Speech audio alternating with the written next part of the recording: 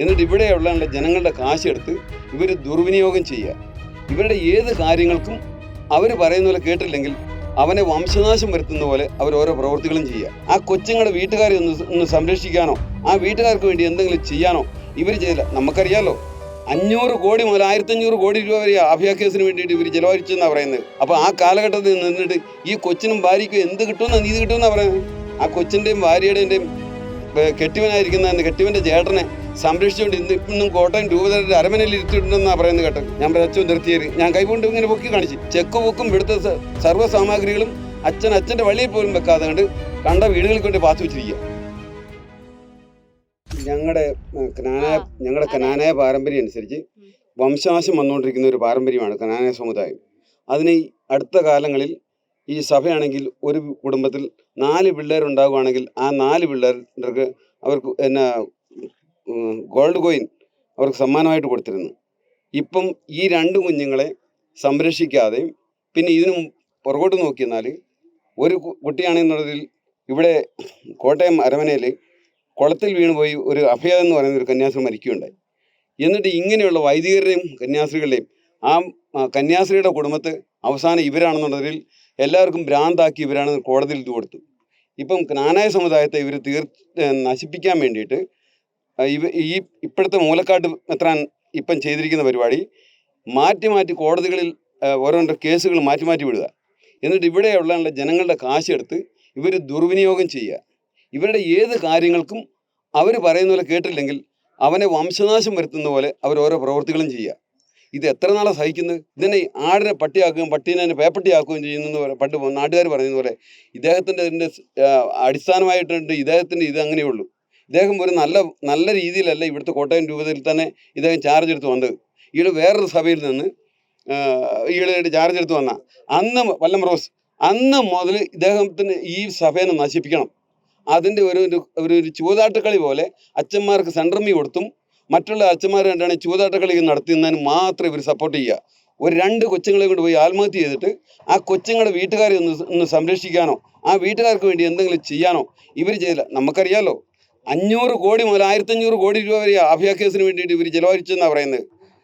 അപ്പോൾ ആ കാലഘട്ടത്തിൽ നിന്നിട്ട് ഈ കൊച്ചിനും ഭാര്യയ്ക്കും എന്ത് കിട്ടുമെന്നാണ്, നീതി കിട്ടുമെന്നാണ് പറയുന്നത്.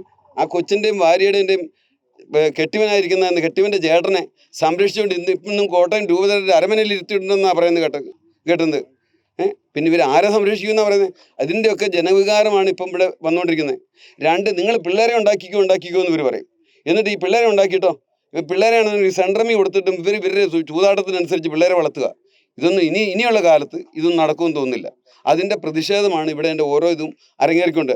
അങ്ങനെ ഇരുന്നപ്പോഴത്തേക്കാണ് ഇവിടെ എൻ്റെ 2-3 വർഷം മുമ്പ് ഇവിടെ എൻ്റെ ഇവിടുത്തെ ഈ പഴയ കൈക്കാരൊക്കെ പറഞ്ഞുകൊണ്ട് ഇവിടുത്തെ പുതിയ 2 കൈക്കാരന്മാരെ ഇവിടെ തിരഞ്ഞെടുത്ത് ആ കൈക്കാരന്മാർ 2 വർഷം ഇവിടെ അന്തസ്സായ രീതിയിൽ പള്ളിയുടെ കാര്യങ്ങൾ നടത്തി.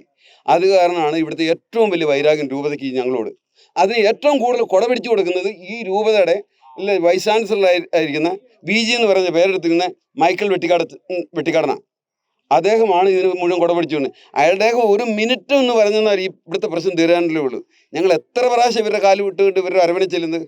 അവസാനം ഞങ്ങൾ നിർവാഹമില്ലാമെന്ന് കഴിഞ്ഞപ്പോഴത്തേക്കാണ് അച്ഛനാണ് ഇവിടെ ആണെങ്കിൽ ഒരുത്തൻ്റെ കല്യാണം ഇവിടെ വെഞ്ചരിക്കാനായിട്ട് ആശീർവദിക്കാനായിട്ട് ഇവിടെ വന്നപ്പോൾ ഞങ്ങൾ മനഃപൂർവ്വം ഞങ്ങളുടെ മെമ്മോറാണ്ട് സ്വീകരിച്ചിട്ട് നിങ്ങൾ പോയാൽ മതി എന്ന് പറഞ്ഞ് അവസാനം നിർവാഹമില്ലാതെ മേടിച്ചു. എന്നിട്ട് പറഞ്ഞ് 10 ദിവസത്തിനാണ് ഞങ്ങൾക്ക് ഇതിൻ്റെ മറുപടി തരണമെന്ന് പറഞ്ഞ് 15 ദിവസമായിട്ട് ഞങ്ങൾക്ക് കിട്ടിയില്ല. അവസാനം ഇവിടുന്ന് 2 കൈക്കാരന്മാരും ഇവിടുത്തെ 2 ജനപ്രതിനിധികളുമായിട്ടുണ്ട് അവിടെ ചെന്ന് കഴിഞ്ഞപ്പോഴത്തേക്കും നിങ്ങളുടെ പണി നോക്കിക്കൊള്ളാനാണ് പറഞ്ഞത്. നിങ്ങൾ കേസിൻ്റെ വഴിക്ക് ഞങ്ങൾ അറിയാമെന്നാണ് പറഞ്ഞത്. അതുപോലെ തന്നെ കഴിഞ്ഞ വിഭൂതി പെരുന്നാളിൻ്റെ അന്ന് ഞാനിവിടെയാണെന്നുള്ളതിൽ ആ 2 കുഞ്ഞുങ്ങൾ മരിച്ചു തന്ന വിഭൂതി പെരുന്നാൾ അടക്കുന്നതെന്ന അന്ന് ഞാനിവിടെ വന്ന് നിന്ന് അൾത്താരയിലേക്ക് നോക്കിക്കൊണ്ട് ഞാൻ പ്രാർത്ഥിച്ചുകൊണ്ടിരുന്നപ്പോൾ എൻ്റെ ഹൃദയത്തിൻ്റെ ഭാഷ പറയുക 2 കുഞ്ഞുങ്ങൾ അച്ഛൻ്റെ മുന്നേ വന്ന് നിൽക്കുന്നതായിട്ടാണ് ഞാൻ കാണുന്നത്. എനിക്ക് എൻ്റെ കൺട്രോൾ പോയി. ഞാൻ നേരെ എന്നിട്ട് അച്ഛനാണെങ്കിൽ എല്ലാവരെയും എൻ്റെ തൊട്ട് തലോടി ഇങ്ങനെ എന്നെ കുറിച്ച് വരച്ചു വിടുക. ഞാൻ അച്ഛൻ നിർത്തിയത് ഞാൻ കൈകൊണ്ട് ഇങ്ങനെ പൊക്കി കാണിച്ചിട്ട് ഞാൻ പറഞ്ഞു, ഞാനൊന്നും മിണ്ടിയില്ല. ഞാനൊന്ന് ചിരിച്ചിട്ട് ഞാൻ അതിനകത്തുനിന്ന് കൈമുക്കി ഞാൻ അവിടെ കുരിച്ച് വരച്ചിട്ട് ഞാനങ്ങ് പോയി. അതിന് ഇവിടുത്തെ അരമന കൊടുത്തിരിക്കുന്ന ഇതെന്താണെന്നറിയോ?